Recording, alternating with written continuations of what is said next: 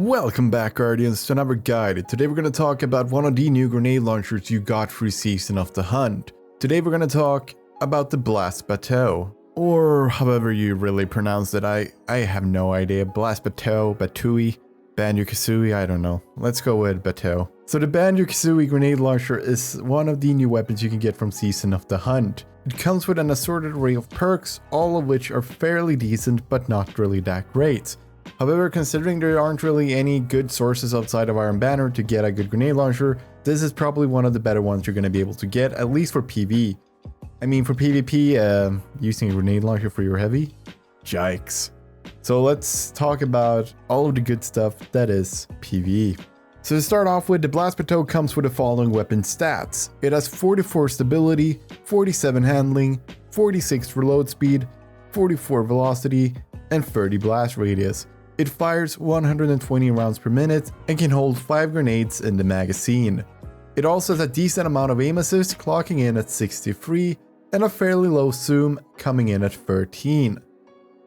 So this weapon is a little bit different. Since it's a grenade launcher, it has the capability of being good at 3 different parts. The first one is PvP, so we're going to go through the PvP section first. So for PvP, here you want to make sure that the blast radius is fairly large, considering if you hit enemies or hit next to them, you're gonna deal more damage with the AoE blast. So here you wanna go with Volatile Launch, since Volatile Launch gives you the most blast radius of any barrel. For the second tier, you wanna go with Proximity Grenades. Yes, this kind of counteracts the fact that you're getting more blast radius, but instead you're gonna get Proximity Detection, meaning that the grenades are gonna detonate if they're close to an enemy, meaning you're gonna benefit from that. For the third tier, I would definitely go with Killing Wind, since getting kills will increase your mobility, weapon range, and handling for a short duration, meaning that after the first initial kill, you're going to be on a roll and be able to get more kills more easily. For the fourth and final tier, here I would recommend Wellspring, since it gives you back ability energy when you get a kill. And that about sums it up for the PvP side of things. I can't really go into much more detail about it, and by now everyone knows how a grenade launcher works. You grab the heavy ammo spawn in PvP and then you just go ham on your targets.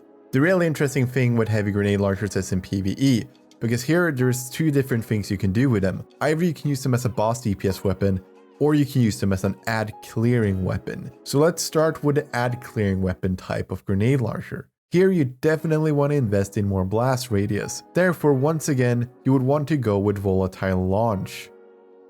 So for the second tier, here's where it gets a little different. Here I would go with Spike Grenades, because this means that if you get direct hits on, say, the bigger major ads, you're going to be able to kill them quicker because of the increased damage on direct hits.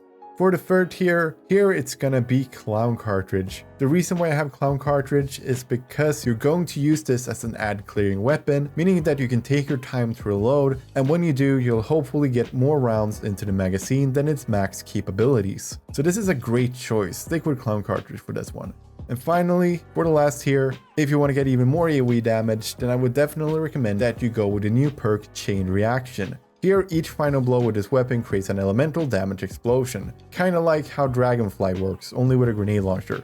So that's really cool. So if you're using this in areas where there's a lot of ads and they're tightly packed together, then Chain Reaction is the play. Otherwise, I would go with Wellspring, because once again, it's an overall great perk, it will always work for you, and you can never go wrong with it. And finally, let's talk about the boss DPS kind of grenade launchers. Here you want to focus on direct hits, because here's where you're going to do most of the damage with it. And the reason why this grenade launcher works well as one of these is because of its tier 4 perks, which we will get into in a little bit. But to start off with, I would definitely go with Linear Compensator here. The reason being, it gives you more stability, more blast radius, and it buffs your velocity by a small amount as well, meaning it's an overall good barrel for this kind of grenade launcher. As for the second tier, once again, we're going to go with Spike Grenades, because you're going to focus on getting those direct hits on your enemies, meaning this is going to be the one that gives you the most bang for your buck.